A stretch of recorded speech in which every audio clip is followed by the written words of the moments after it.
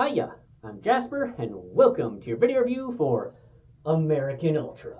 It's a movie starring the amazing Jesse Eisenberg, who you might remember from Zombieland, The Social Network, and some other awesome movies, as well as Kristen Stewart, who you might remember from the Twilight series, Panic Room, and also the Charlie's Angels remake, which is way better than people get credit for. It also stars Topher Grace, who you might remember from That 70s Show, and Predators, another underrated movie, and some other people.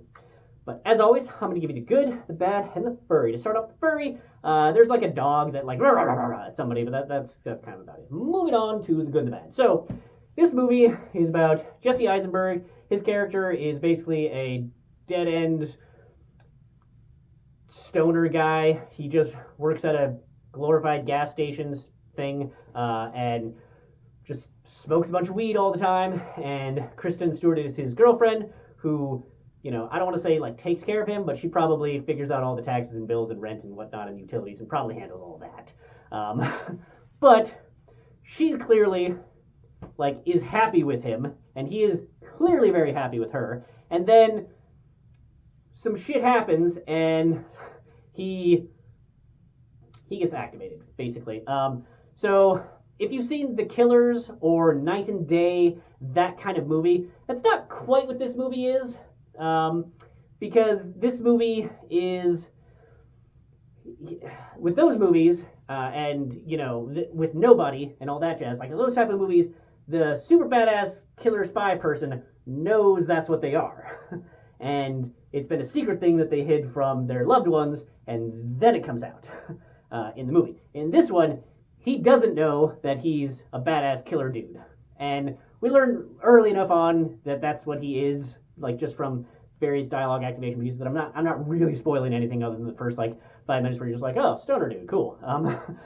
So it's such an amazing combination, because with these ones there's a certain attitude that you have of badass super killer spy assassin dude type thing, whereas this one, he has those abilities, but it is in direct conflict with his stoner mentality, and just the funny things that happen, because he is still the stoner dude from the supermarket that periodically is just oh shit, threat, cha-cha-cha-cha-pa type of thing. And it's such an amazing combination, because this movie is shot quite seriously, what's happening to them, people getting hit, blood is flying, it's not like a bunch of some of the other action movies where the hero, even though they've been in a bunch of fights, they might have a small cut on their cheek and then otherwise good to go type of thing. As the movie progresses, people getting hit are showing those hits, and it's kind of brutal, but it's kind of situational humor with the things that are happening there. So I'd say that it definitely leans much more towards an action movie, but with funny parts to it. I would say maybe like how The Equalizer has a few funny parts, but I would say just a couple more funny parts than that, and less so about the attitude of the main character being making the joke, so much as the main character's actions being the joke. And Topher Grace brings it 100%, as he always does. I really like seeing him in movies. I think that he plays these characters very, very well. And the other person who I don't recognize from anything, she does a good job, but Kristen Stewart is just phenomenal, as always. I love seeing her in any movie, basically. She's always a win. She's a fantastic actress, and this one continues to show that. And I really love everything that Jesse Eisenberg has done for the most part. And so seeing him get to play, martial arts expert type of assassin-y dude thing is just so good. And yeah, it's not like a globe-trotting adventure thing, because it's set in this random ass small town where he's just stoning it up.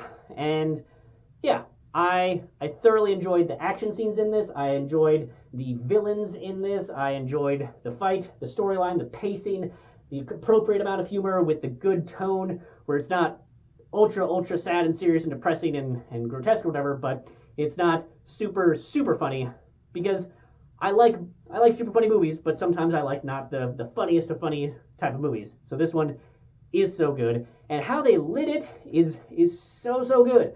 Every Amazon movie, TV show producer in the last year, 2 years, and for probably the foreseeable future needs to take a fucking note about how this movie was shot at night, where you can still fucking see things, okay? Like this whole movie pretty much takes place at night, and you can still see what the fuck is going on. Take notes, Amazon Studios. Just saying. Phenomenal movie. 2 thumbs up. That's really all I have for this one. Thanks for coming. Thanks for watching. Hope to see you at the next one. Bye.